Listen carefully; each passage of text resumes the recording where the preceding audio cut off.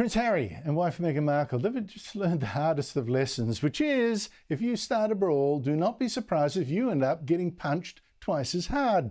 In fact, South Park has just knocked them out. Harry last year wrote a book called Spare, which smashed his brother, his father, his mother-in-law, his sister-in-law, the media and many, many others in one giant whinge. Now, I don't know what he and his wife expected from this. Was it pity, sympathy at their hard life, or just the millions of dollars they've earned from betraying Harry's family? But they couldn't have imagined being made a laughingstock by the cult cartoon South Park. We want privacy! We want privacy! Thanks for having us on the show. It's so awesome to be here. It's great. So let me start with you, Sam. You've lived a life with the royal family, you've had everything handed to you, but you say your life has been hard, and now you've written all about it in your new book, Where? The whole thing was devastating, very funny, and it made Harry and Meghan a laughingstock around the world. And not just in the English-speaking parts of it, the Spanish one as well, and in France, and in Germany, and in Holland, in fact, just about everywhere. It has been devastating. Joining me every Monday is commentator Esther Kraku. Esther, lovely to see you again. How can Harry and Meghan survive a mockery that has made them look ridiculous around virtually the whole world? Not least because that mockery was so accurate. I mean, I can't imagine they've got an ego big enough to bear that. Well, I'm sure that's certainly not the look that they were going for. And look, South Park is known for satire and for mocking people. No one is safe. This isn't the first time they've done an episode on the royal family. But this particular episode was quite scathing in the grains of truth that it held. And I'm not sure how the Sussexes are taking it. Obviously, it is a cartoon, but there's so many moments of truth in that episode that makes it so funny. I mean, really, the episode, part of the episode called what they were doing a worldwide privacy tour, which is obviously a play on really what they're trying to do. Every time I hear that, it's just so brilliant. A worldwide privacy there were so tour. many brilliant moments in there. I think the reality is most people have got the sense that this couple really don't want their privacy, or at least they've done everything in their power to not get it. And also, it's really hard to sympathize with kind of the complaints and the woes of a couple like this.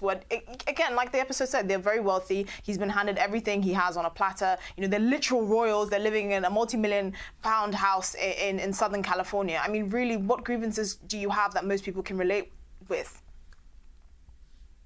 Now, but Esther, I now see many reports claiming that Harry and Meghan have been stung so badly that they've got lawyers looking through this, hoping to sue.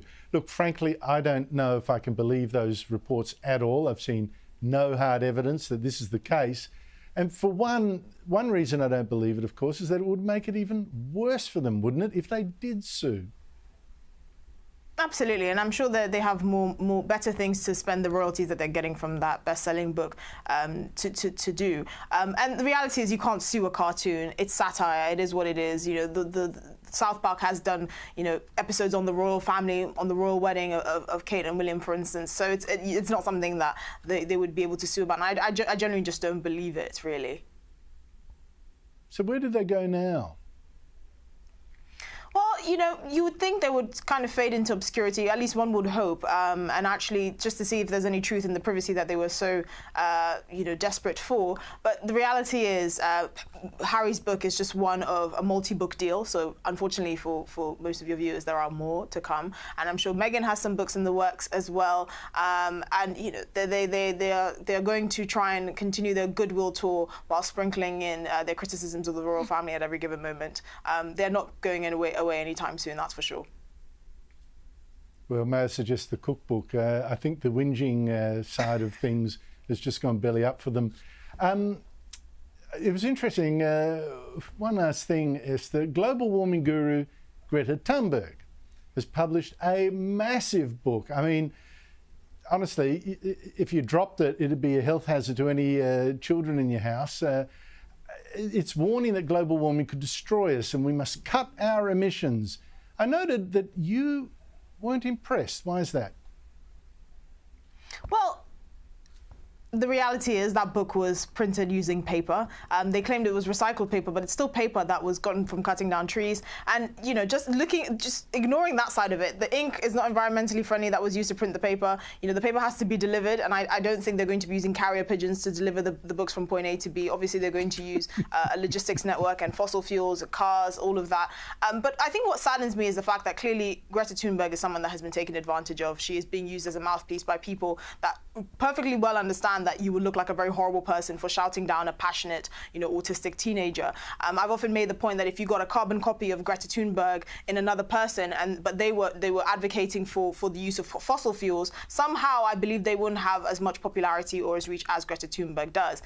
But you know, unfortunately, she does, because she's being peddled by people with a different agenda. And this is just one of the things that makes me sad, because clearly this is very hypocritical to put out a book to tackle climate change when you could really just have made it an e-book. There's nothing that would have stopped them from doing that. But of course, they wouldn't have made as much money off the backs of really naive people that take the words of teenagers seriously. And it also begs the question, why are we taking a teenager seriously? We don't take most teenagers seriously on anything. If a teenager was passionate about not going to school, that doesn't mean we suddenly say, okay, teenagers, you don't have to go to school. We literally listen to teenagers about nothing, because they're not experts in anything, because they're teenagers. They haven't lived a life. They don't pay taxes. They don't go out to work. They don't have responsibilities. But somehow we have made Greta Thunberg the authority on all things climate change. And it's clearly there's someone pulling the strings. I do think her star is on the descent. You don't hear from her much anymore. Esther Kraku, thank you so much for your time.